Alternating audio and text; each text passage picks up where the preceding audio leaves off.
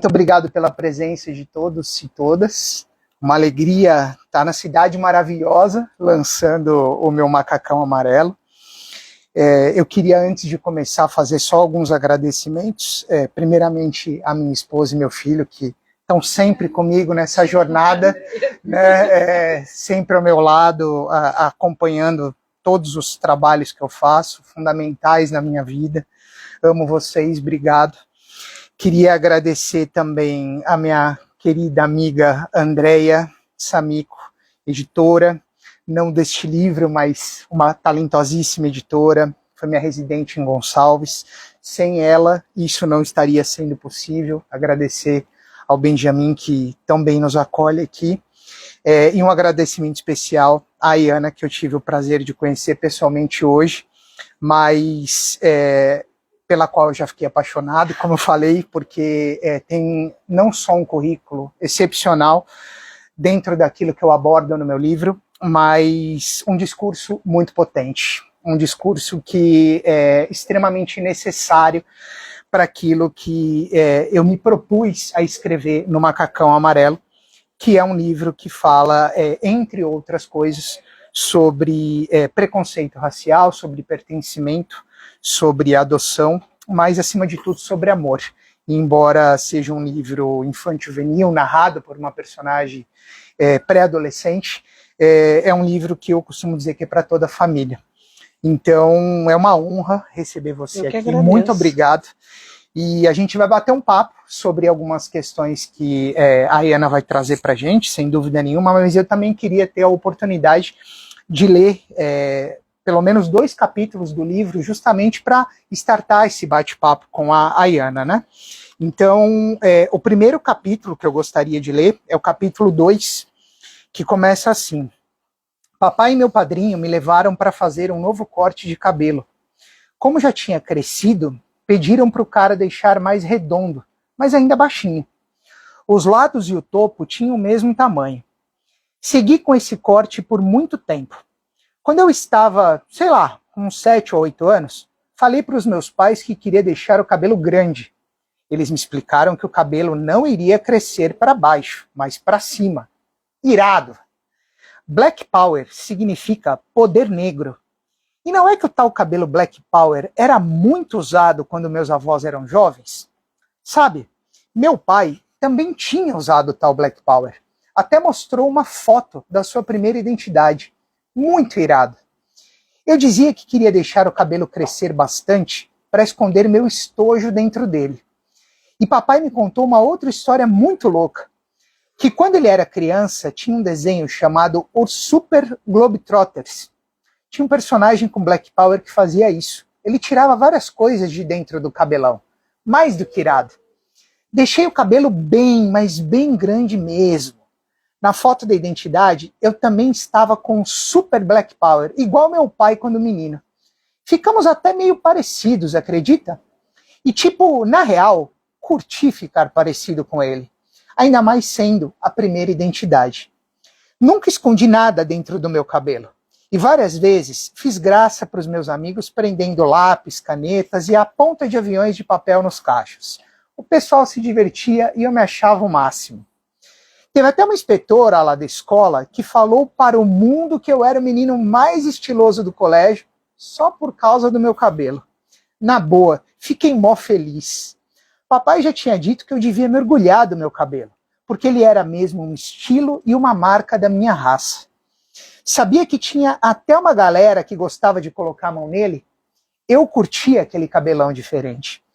Usei Black Power por um tempinho, mas quis mudar de novo. Agora, curto dos lados, com maquininha e mais alto no topo. Usava óculos nessa época, e minha avó Regina dizia que aquele cabelo novo tinha me deixado com cara de mais inteligente. Fiquei assim por pouco tempo, porque comecei a acompanhar os jogos de futebol com meu pai.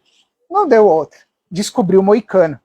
O moicano é aquele corte que você passa a maquininha dos lados, deixando quase careca, e fica uma faixa de cabelo na metade da cabeça, do topete até atrás. Deu mó nervoso quando fui cortar. Mas, véi, muito maneiro. Pedi pro barbeiro desenhar um raio de cada lado também com a maquininha. Louco demais. Eu tinha acabado de cortar o cabelo moicano e aconteceu uma história mó bizarra. Cheguei com papai no nosso prédio e algumas vizinhas conversavam.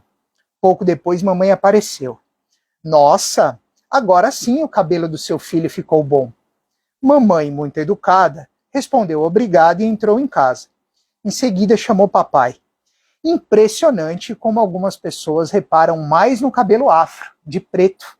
Aquela vizinha do quarto andar me viu e falou que o cabelo do B agora é que tinha ficado bom. Gente intrometida essa.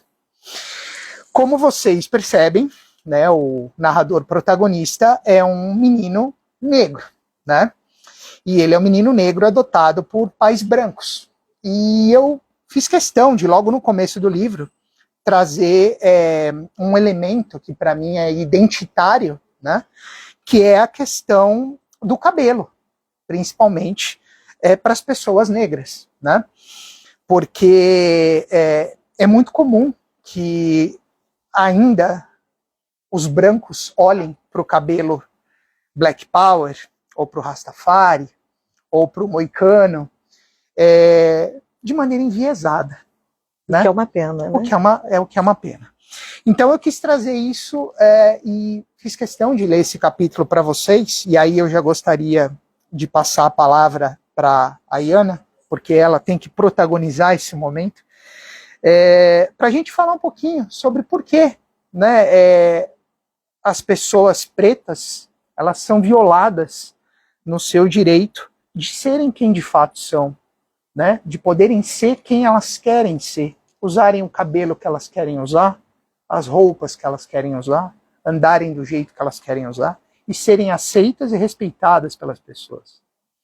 E acho que talvez esse seja o grande caminho da nossa conversa hoje, fazer com que a literatura, seja do Ricardo ou qualquer outra, que é um caminho para educar crianças e adultos antirracistas, façam com que a gente reflita que a gente por muito tempo fala sobre o que a gente enquanto adulto precisa fazer, o que a gente enquanto adulto está deixando de fazer, mas a gente pouco fala do que essa criança vive enquanto violentada, né? Enquanto julgada, enquanto impossibilitada de correr por aí descalço. A gente ainda há pouco conversava sobre isso, né? O problema não está, e talvez esse seja uma boa reflexão para a gente começar, o problema não está em usar um moletom maior do que o corpo, em usar o cabelo black ou o cabelo de tranças, que é uma pena para a população branca esse olhar, porque assim, quantas possibilidades o meu cabelo e do Bernardo traz pra gente. Hoje eu tô de trança, amanhã eu tô de dread, amanhã eu tô de black, que não são as possibilidades de um cabelo liso, nada contra o cabelo liso de vocês, mas vocês estão sempre iguaizinhos, bonitinhos assim com o cabelo, né?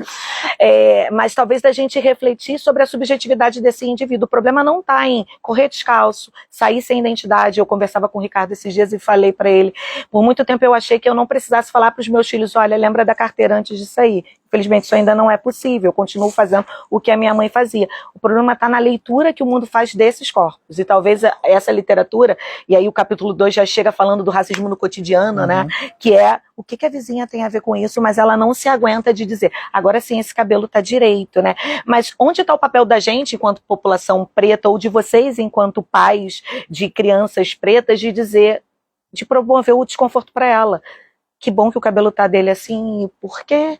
Né? Então, talvez hoje seja uma conversa para a gente pensar, através do que o Ricardo escreveu, um pouquinho sobre como criar gente antirracista, como criar gente de qualidade, como criar crianças que possam conviver com crianças pretas e conviver no sentido amplo da palavra, não é tolerar aquela pessoa preta no espaço, mas reconhecer aquele corpo, reconhecer que a diferença é um privilégio, o grande barato da vida é que a gente é diferente um do outro.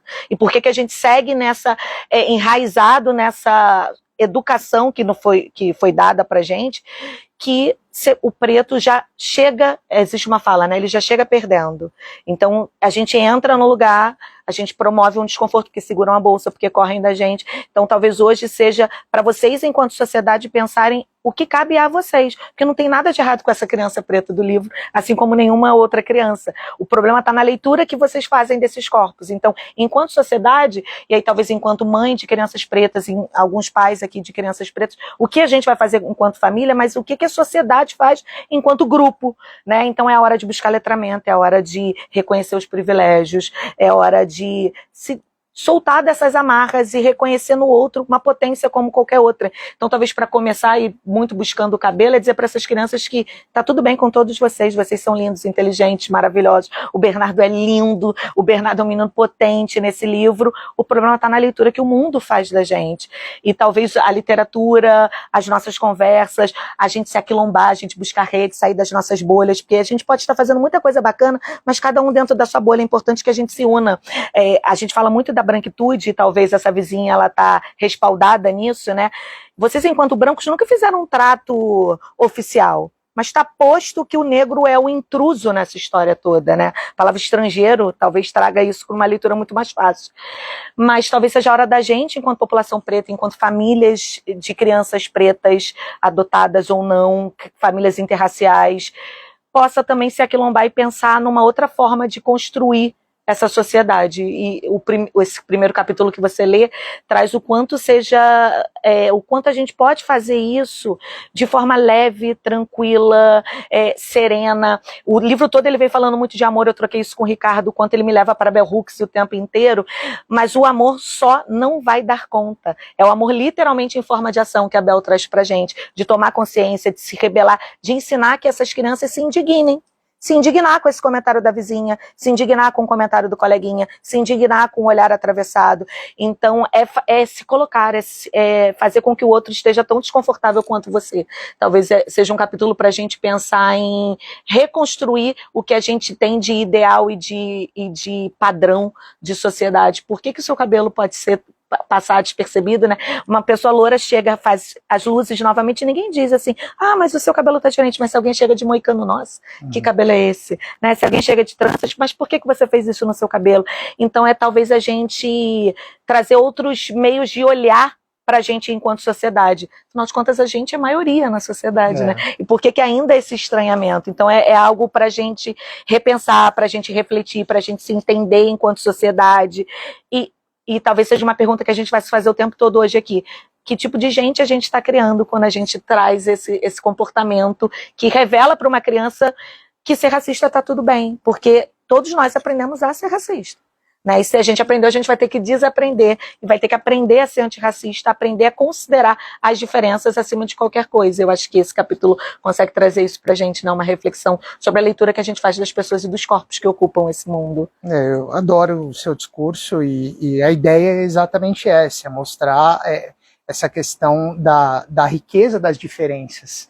Né, e não olhar a diferença como por uma perspectiva negativa, mas muito pelo contrário, mostrar a riqueza, a pluralidade que a gente se permite, né, quando a gente aprende a conviver com a pessoa que não tem o mesmo padrão que a gente, não importa se porque é o cabelo diferente, porque a pele é diferente, mas o que eu acho que a Ana traz é fundamental para a gente falar de uma palavra que para mim é chave nesse capítulo e na verdade no livro todo, que é a questão da tolerância, né? O que parece que a gente tem perdido o respeito pelo ser humano a partir da intolerância às diferenças. E a gente não está falando de diferenças, a gente está falando de uma pessoa branca e uma pessoa preta, a gente está falando de um cabelo liso e um cabelo crespo, isso não justifica uma diferença. E essa coisa da tolerância é engraçado, é curioso, porque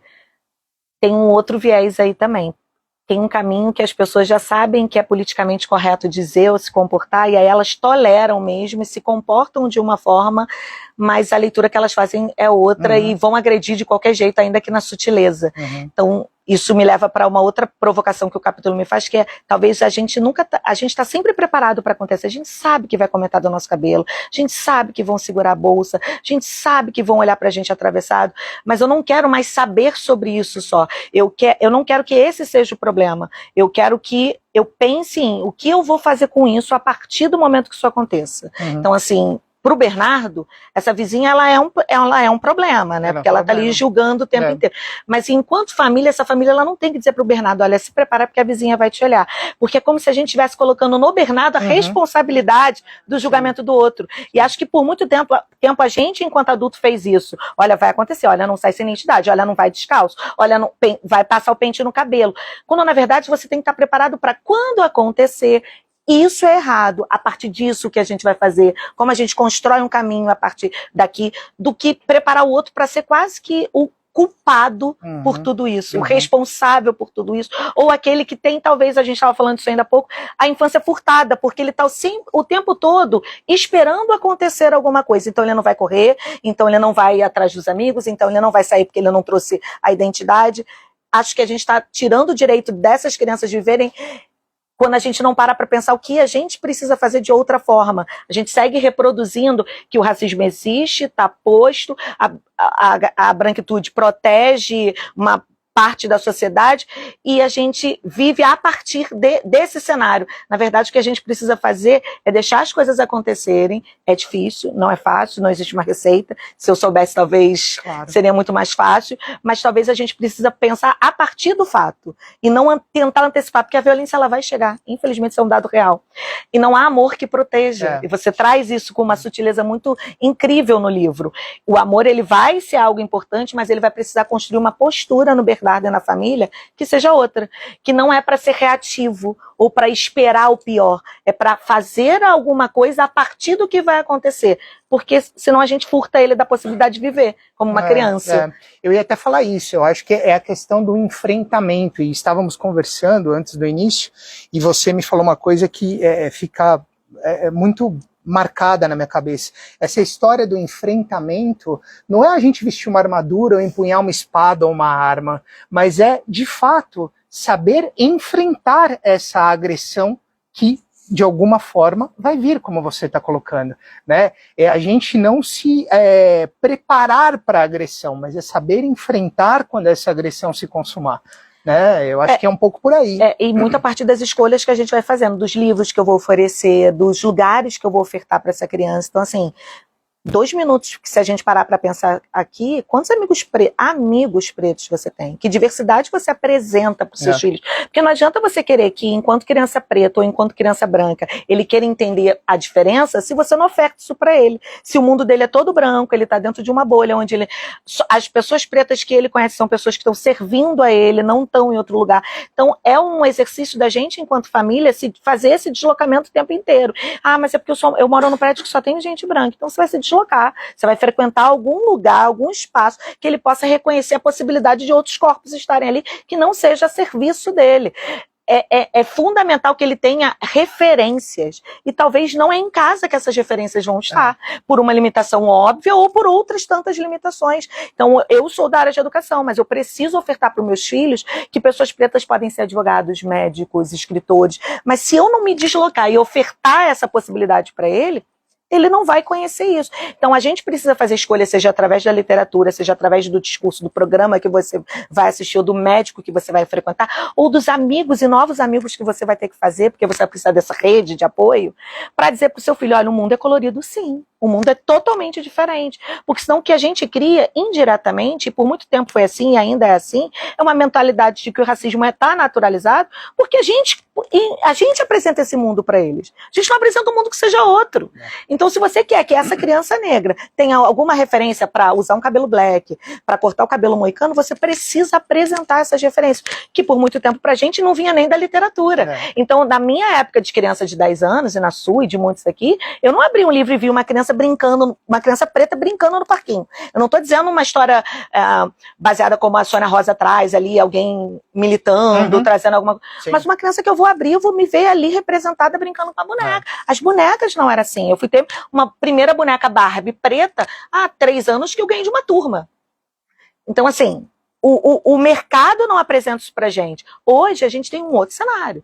Que bom que a gente tem outro cenário. Mas a gente ainda tem uma sociedade carregada de uma memória e que é confortável para essa parcela da sociedade que continua marginalizando quem é preto, tratando essas pessoas com uma diferença que é inadmissível. Então a gente vai precisar lutar por currículos em escola que sejam currículos múltiplos. A gente vai lutar por uma literatura que vai contar uma história de uma criança adotada negra, sim, não uma criança adotada branca que, vamos combinar, que o mundo está de presente para ela. Então tem 2 atravessamentos aí. O fato da adoção e o fato de ser uma criança preta.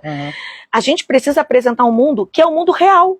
que a gente está escondendo dessas crianças, que é um mundo que tem a origem dele no continente africano, as possibilidades surgem ali, a matemática, a ciência, a medicina, ela surge nesse continente. Então, a gente por muito tempo negou o que é muito fácil de trazer para eles e que vai fazer muita diferença nessa criança, de achar que tá tudo bem ele andar com Black Power, seja do jeito que ele quiser andar, né? Porque eu acho que essa é a maior luta, a gente querer ser possível, andar pela rua numa boa, entrar no ônibus numa boa, chegar à escola numa boa. Então, acho que esse capítulo ele já chega dizendo, mostrando que o livro veio, sabe? É uma maneira de, opa, não vou encontrar coisa boa por aqui, é uma história linda, mas que vem alfinetando a gente, fazendo a gente pensar no comportamento que a gente tem no dia a dia. Porque quantas vezes você para 2 minutos para pensar, não olhou, atravessou a rua, mudou de calçada, desceu do ônibus, ou não fez uma escolha, ai, mas esse médico, não tem nada que justifique, a não ser o tom de pele. Então é pra gente ressignificar o mundo mesmo. Acho que tá faltando isso, a gente acreditar, ter esperança de que pode ser diferente, mas com ação. Né? E você falou uma coisa que eu me preocupei em trazer isso para o livro. O Bernardo, ele é filho de pais brancos. Então, essa questão das referências, das amizades, eu criei um capítulo, né, em que o pai do Bernardo, ele tem um amigo negro e ele marca um dia uma conversa com esse amigo leva o filho dele, eles são negros retintos, justamente para que Bernardo pudesse ter essa referência e também entendesse que o Bernardo, como ele mesmo diz em alguns momentos do livro, porque eles estão todos aprendendo, Bernardo, o pai e a mãe, que ele é meio marrom, né, aquela história do pardo, marrom, bombom e tal, mas que existem tons de pele diferentes. E aí é curioso, porque enquanto eu estava escrevendo, eu lembrei que quando eu era criança, tinha aquela história da caixa de lápis de cor, talvez o pessoal da minha idade vai se lembrar disso, e tinha o lápis cor de pele. Da pele de quem? Da pele de quem? E aí, recentemente, avançamos, e aí lançaram, acho que a Faber-Castell, é importante dar os créditos, lançaram aí uma caixa com tonalidades de cor de pele escuras, tons de pele escura, né? E aí você fala, bom, temos... Do escuro é o cara. Temos representatividade, né? Porque quando a gente falava nos anos 80 cor de pele, era a minha pele, não é a tua pele. E que nem era a tua. É a minha, hoje não é rosa. E que nem era a tua, né? Vamos combinar que se a gente encosta o lápis na pele de vocês brancos, que também não tem o mesmo tom de pele, né? Assim como nós, não era igual a de todo mundo. Agora, por que tanto tempo, né? Exatamente. Então, acho que essa questão da representatividade, eu gosto muito do que você fala, porque a gente cresceu ouvindo que o negro ocupa o espaço do serviçal, né? Então a negra é a doméstica na novela, né? O negro é o garçom, né? Mas por que o negro não é o advogado bem-sucedido, não é o presidente da empresa, não é o médico que você vai levar seu filho, né? Então a importância da representatividade também tomou bastante da minha atenção no livro, e é por isso que eu criei esse capítulo, né, do Bernardo se relacionando com negros retintos, para ele também entender um pouco mais, e os pais também entenderem, porque a gente está falando de uma adoção interracial, e aí é um lugar diferente, né, porque os pais também não vivem a realidade do Bernardo. E aí, se for pensar nessa história do cabelo especificamente, alguns rituais de beleza, alguns movimentos que esse pai e essa mãe não iam dar conta de entender e que são fundamentais para essa criança, e que talvez outras referências, o amigo que ele vai conhecer, porque ele questiona, né? Quem são as pessoas negras que você conhece, né? São pessoas que vão virar referência para ele nesse autocuidado, nesses rituais importantíssimos para quem é preto, nesse entendimento de que aquele cabelo não é sujo, aquele cabelo é lindo, é lavado como outro qualquer, né? Porque é uma outra pergunta que toma as pessoas o tempo todo, mas você lava o cabelo, né? Então, acho que essas referências, seja no brinquedo, na literatura ou em outros parceiros, vão ser fundamentais no crescimento desse menino que está dentro de uma família branca se reconhecendo enquanto menino preto. Exato. E aí, como eu coloquei, eu acho que é um aprendizado para todo mundo, né? O aprendizado para o Bernardo, que nesse caso é um pré-adolescente, que está se formando, que está entendendo o mundo, mas também um aprendizado para os pais, né? Porque ser pais brancos de um menino preto é um desafio. É um desafio, né? Você também aprender diariamente, né, a entender as necessidades dos seus filhos, né, do seu filho, da sua filha, entender o contexto em que ele se enquadra socialmente falando, né? Porque quando você coloca, e eu também trouxe isso para o livro, o Bernardo como o único menino negro da escola, né, numa escola em que tinha um funcionário negro, que era o professor de educação física, né, porque é um estereótipo, e um outro estereótipo que é o segurança da escola. Né? Porque é isso que a gente está falando, que é a imagem, né, de que o negro, ele não é o diretor da escola, mas ele é o professor de educação física ou ele é o porteiro da escola.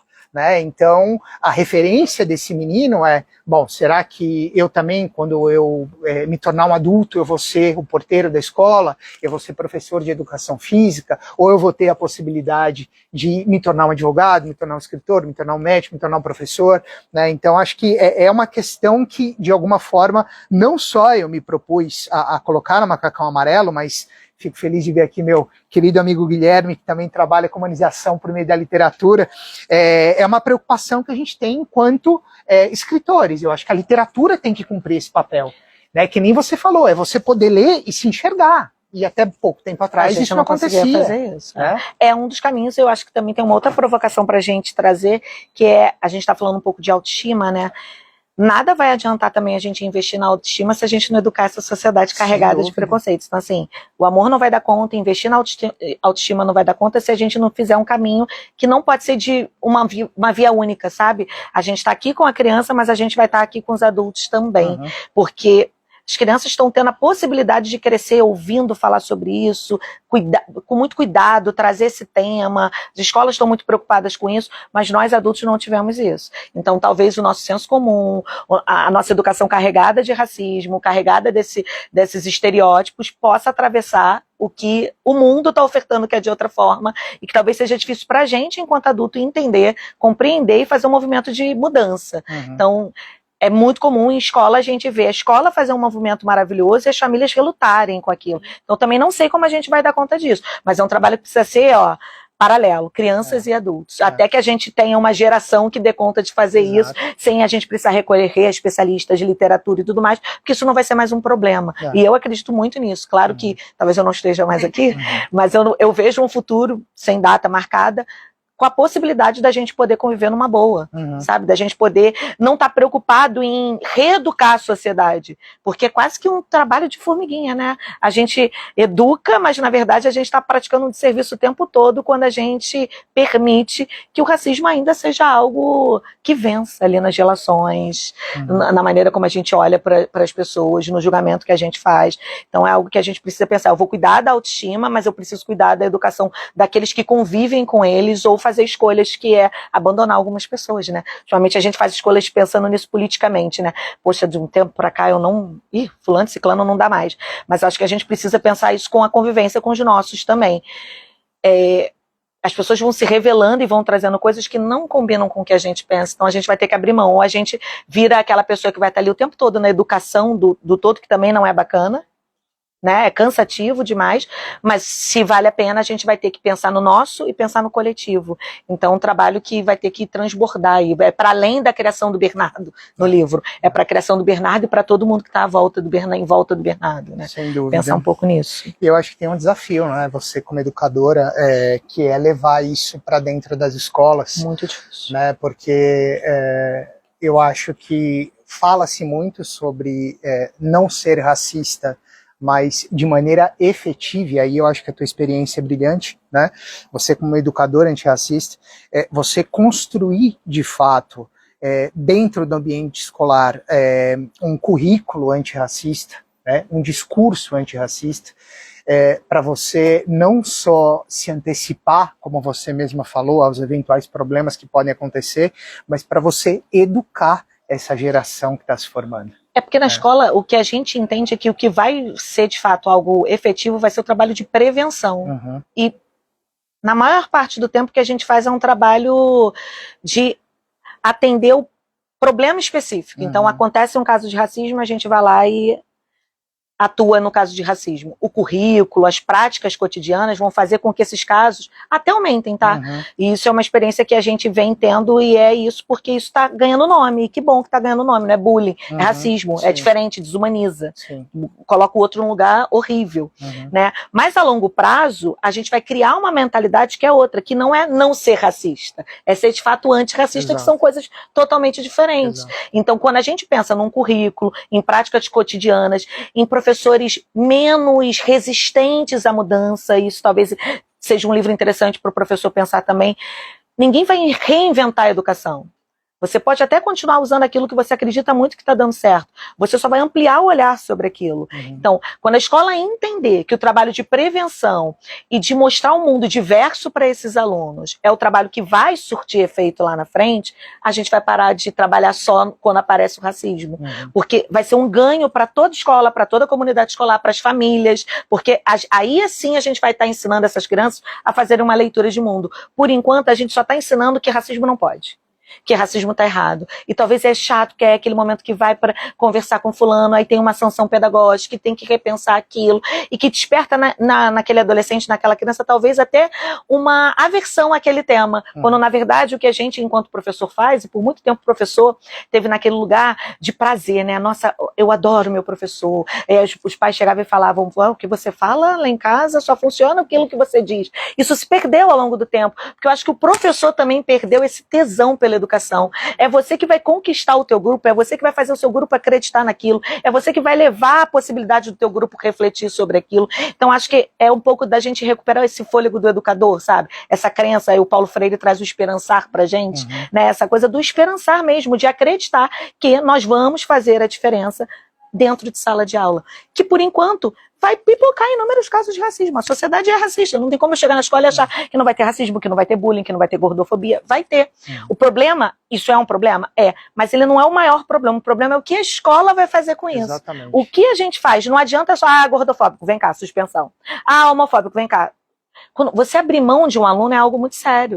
E você expulsar esse aluno não é o que vai fazer surtir o efeito lá na frente. Então é melhor eu ter aquele aluno racista, gordofóbico, homofóbico na minha comunidade escolar, onde eu sei o trabalho que eu estou fazendo e a mudança que eu posso promover, do que largar ele aí e ele continuar dessa forma. Então acho que a escola, enquanto instituição, acreditar que é o único caminho de mudança, de fato. É a possibilidade. E é a escola acreditando de volta naquela família dentro da escola também, porque, volto a dizer, a importância de educar essas famílias que por muito tempo viveram numa boa no mundo que estava tudo bem ser assim. Hoje não dá mais. Mas também não dá para mascarar o racismo e o que ele quer ouvir é que não, eu aceito, todos somos iguais, né? É uma falácia, vamos parar com isso, não somos, e que bom que não somos. Todos somos diferentes e esse é o grande barato. Mas o que a gente faz com isso na escola? A gente coloca todo mundo ali naquela grade curricular, que o nome já não sugere coisa boa, né?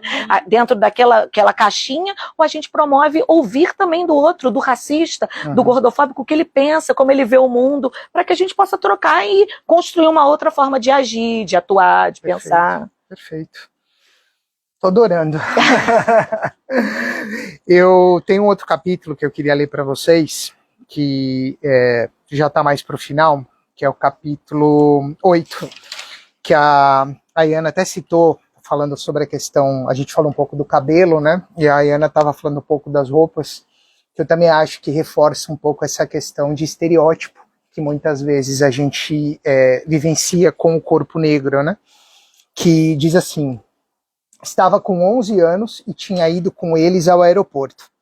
Mamãe iria fazer uma viagem. Eu vestia bermudão, chinelo e um moletom amarelo bem largo, com bolsos grandes, que era do papai. Antes da gente sair, mamãe pediu para eu trocar de roupa. Queria que eu colocasse calça, tênis e um moletom menos folgado. Eu não quis. Falei que queria ir daquele jeito. Eu já não era mais bebezinho para ela ficar escolhendo minha roupa, né? Minha moda, eu que faço. No aeroporto, logo encontramos a amiga da mamãe que queria viajar com ela. A moça estava com o marido e o seu filho, um pouco mais velho do que eu. Ele também estava usando uma roupa tipo a minha, só que era um menino branco. Formamos um grupinho e os pais ficaram conversando. Como conversa de adulto é sempre um tédio, eu fui jogar no celular. Mesmo só um pouco longe, mamãe chamou minha atenção. Bernardo, fique perto da gente, não vá para longe sozinha. Na hora, achei que era só preocupação de mãe. Não demorou e ela veio atrás de mim. Repetiu que me queria por perto, que não era para eu me afastar. Voltei arrastando chinelos para o lugar onde estava a galera. Um saco. O marido da amiga da mamãe me ofereceu um sorvete de uma lanchonete próxima, e eu respondi que sim, queria um sorvete. Ele colocou a mão no bolso, pegou a carteira e tirou uma nota. Peguei a nota da mão dele, virei e saí em direção à lanchonete. O filho deles veio comigo. Acho que andamos só um pouquinho e logo um homem alto, forte, vestido de preto, encostado numa parede, veio em nossa direção. Era branco e careca. Quando chegou perto, ignorou o outro menino que vinha junto e olhou só para mim. Garoto, vem aqui. Mano, o cara me pegou pelo braço e começou a me puxar, acredita? Papai veio gritando em nossa direção. Ei, larga meu filho! E agarrou meu outro braço. Lembro que o homem forte fez uma cara esquisita, olhou bem pro meu pai e ainda perguntou, ele é seu filho?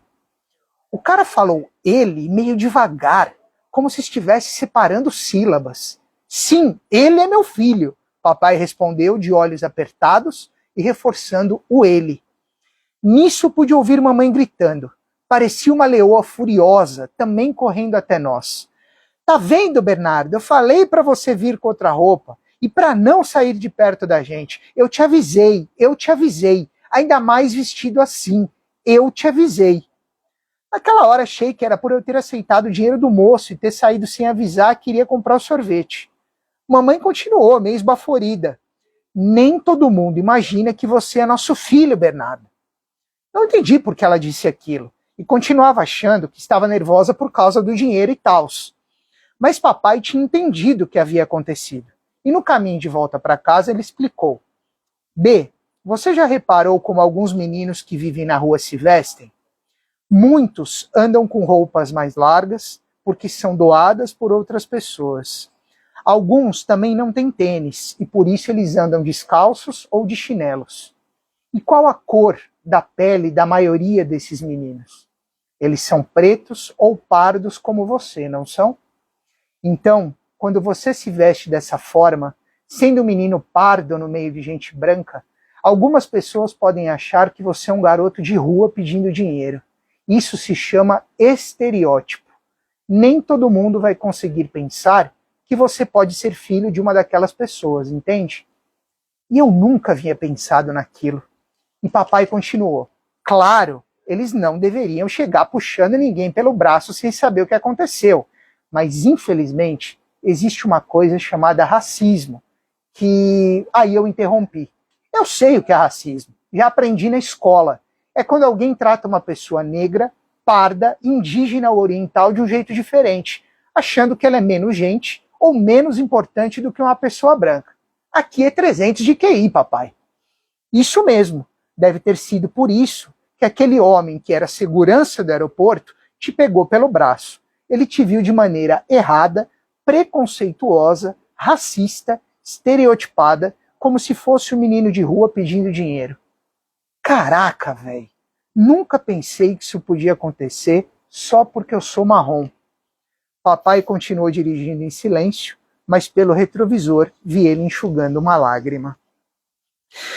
De novo essa questão dos estereótipos, né? E, assim, não escrevi nenhuma novidade aqui, né? Você ter uma pessoa negra andando do lado de uma pessoa branca, não é incomum que o branco não seja interpelado e o negro seja interpelado, que o negro seja parado pela polícia, que o negro, de alguma forma, faça com que as pessoas desviem o seu caminho, né? E eu, quando terminei de escrever esse capítulo, eu confesso que eu senti uma dor, assim, porque essa lágrima que escorre do pai, ela de alguma forma sinaliza que, por mais que na literatura a gente fuja dos estereótipos, a proposta desse livro, ela não tem como escapar disso, né? Porque é algo que as pessoas de pele preta ou marrom, como é colocado aqui, vivenciam cotidianamente. Talvez esse seja o capítulo que mais me desarme. E talvez ele é o capítulo que fala do racismo que é estrutural, né? E talvez ele me toque, porque é o que acontece cotidianamente com quem é preto, em todos os lugares. Por mais que a gente saiba que aquilo vai acontecer, a gente sabe que a gente vai ser interpelado, a gente sabe que não é para sair de qualquer jeito, a gente sabe que não pode ser assim, a gente espera que isso não aconteça de alguma forma, né? E aí eu fico pensando que os pais do Bernardo sabiam que aquilo ia acontecer. Ela diz, eu te avisei, não era para você vir assim, tudo.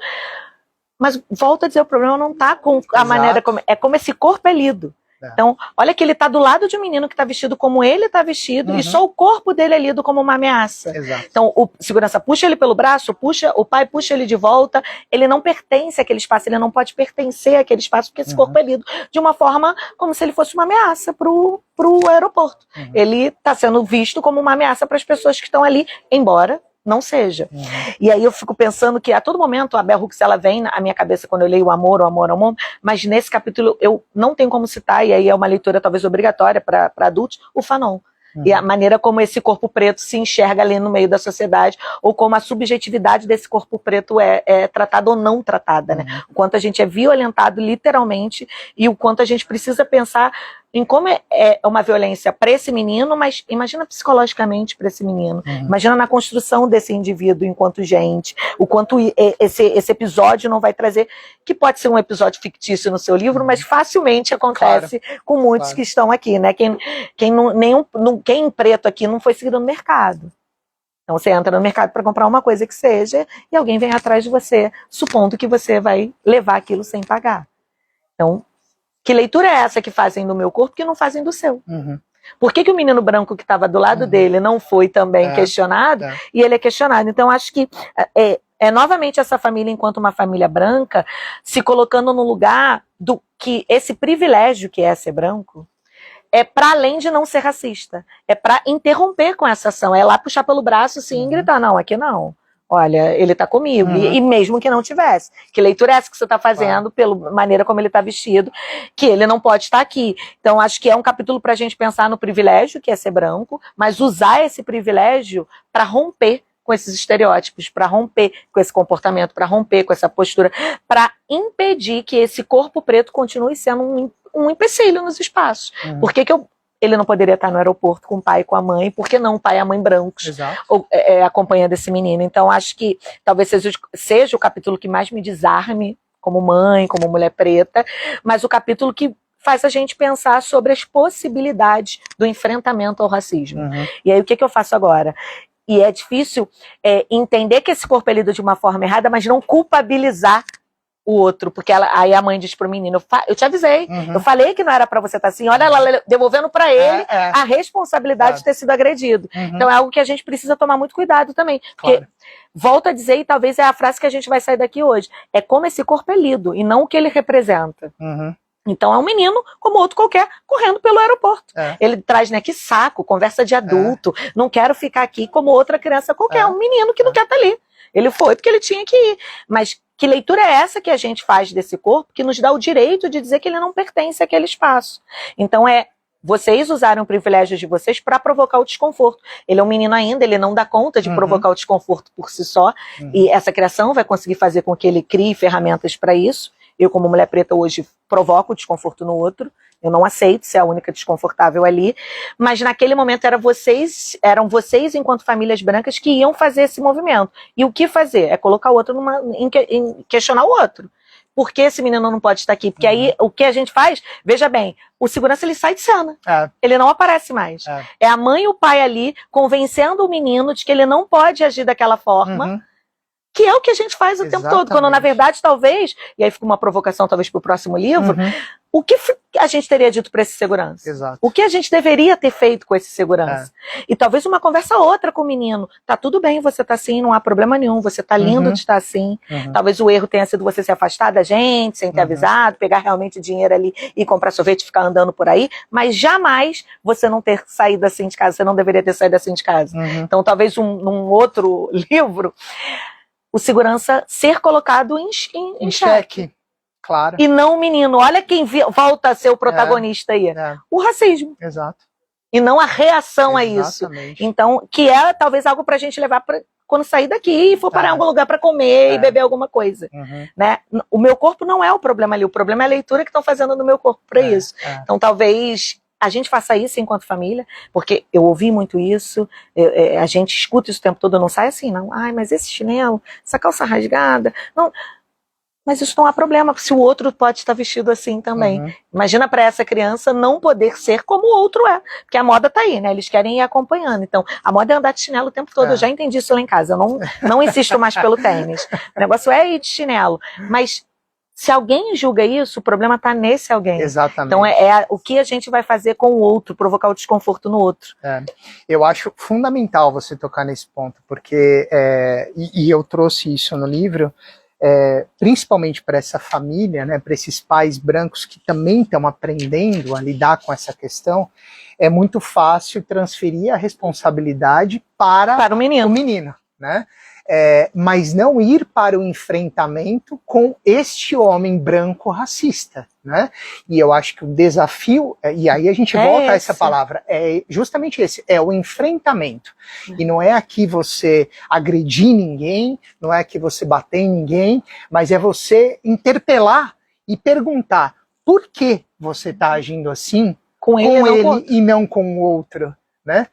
Porque se fosse para agir assim, então que agisse pelo menos com os dois. Não fizesse distinção, mas existe a distinção clara baseada na cor da pele. Existe um ato racista, um ato preconceituoso. Né? E talvez eu trago isso, que é o desenho do racismo estrutural nesse capítulo, em função disso.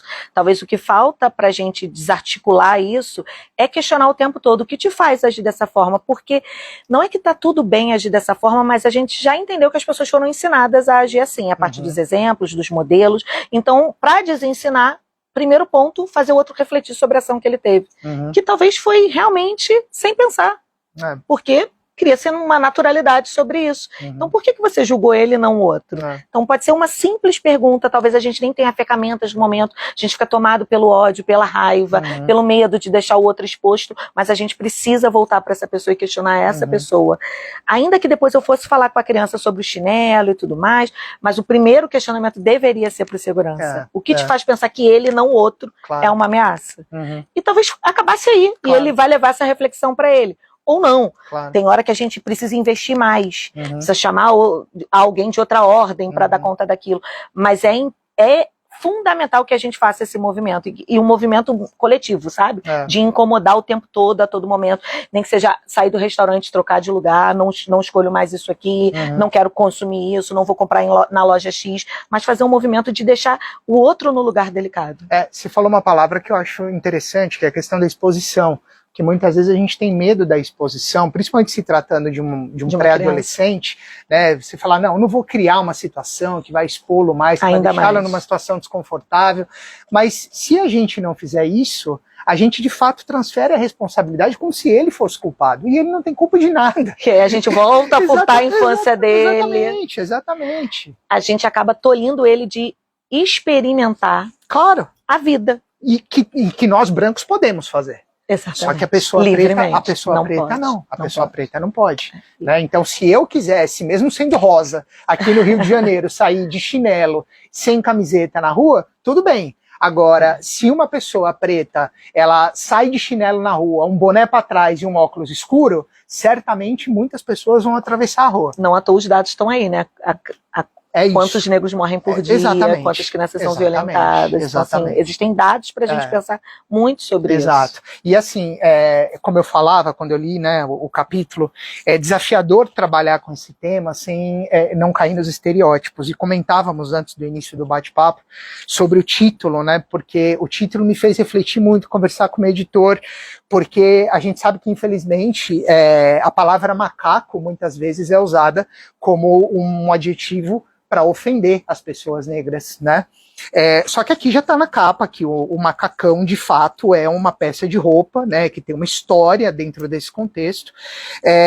Mas é como a gente está falando, é difícil passar pela questão do racismo, do antirracismo, sem pelo menos flertar, né, com essa questão dos estereótipos, porque infelizmente o estereótipo está dado.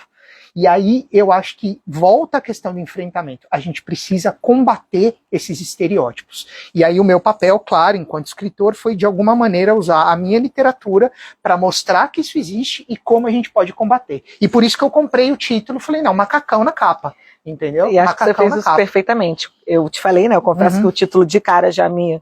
Ai, macacão. Mas acho que você ressignificou a palavra. Acho não, tenho certeza que você conseguiu trazer afeto, ternura, porque... E aí, convite para que todo mundo leia para saber a história do macacão, né?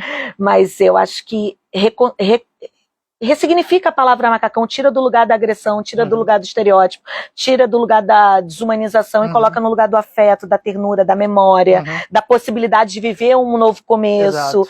Então acho que foi um acerto ali, eu disse para você que foi uma decisão político-literária perfeita. Deu sabe? medo. Porque eu acho que traz um outro olhar para essa palavra. Eu acho que isso assusta mesmo, mas a gente consegue, ao longo do livro, ter amor pela palavra macaco, sabe?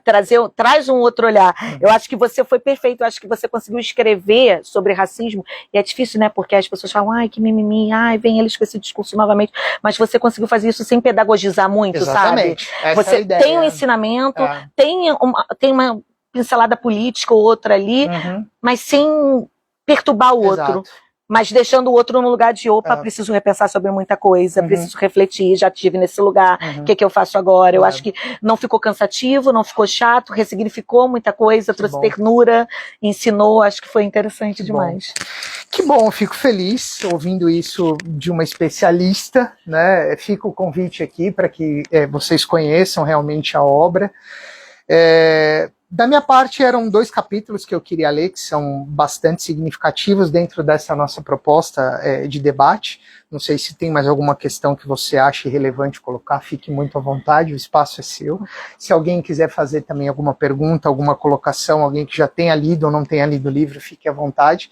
Mas eu só queria reforçar que para mim é muito especial pelo fato de ser meu primeiro livro infanto-juvenil, mas eu acho que a literatura, sem transformá-la em algo utilitarista, né, mas ela cumpre um papel, né, ela cumpre um papel importante, você como educadora sabe bem disso, a Andréia como editora sabe bem disso, e de alguma forma eu acho que esse livro, ele de fato ele cumpre um papel, né? Essa era a minha intenção. Você sabe que quando a gente encontra famílias na escola, a gente fala muito sobre dar exemplo, oferecer repertório, valorizar, empoderar. Se a gente pudesse dar uma receita, esses seriam os caminhos para fazer para formar uma gente de qualidade. Oferecer exemplo, valorizar, empoderar. E acho que o livro ele traz essas pinceladas ao longo dele. Eu vou trazer o amor de novo, porque é o tempo todo um livro que fala de amor, né? Mas ele traz o amor em forma de ação. O que a gente fez com esse amor e com todos os desafios que esse amor trouxe, e aí talvez fique um convite da prática para a libertação mesmo. Esse livro, ele ensina a gente a empoderar uma criança, a valorizar, a buscar referências, a se aquilombar quando eu vou buscar pessoas que são iguais ao Bernardo para trazer referência para o Bernardo.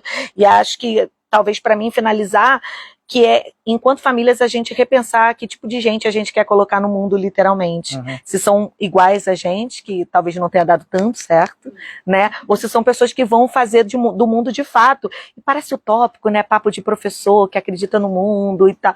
Mas acho que não tem outro caminho senão acreditar realmente que pode ser diferente do que vem sendo. E para ser diferente do que vem sendo, precisa considerar todas as formas de existir. Exato. E todas as formas de existir são pessoas que são diferentes. Exatamente. Entendeu? E a partir da literatura ou a partir de outros meios, que a gente possa, de fato, mudar o nosso olhar.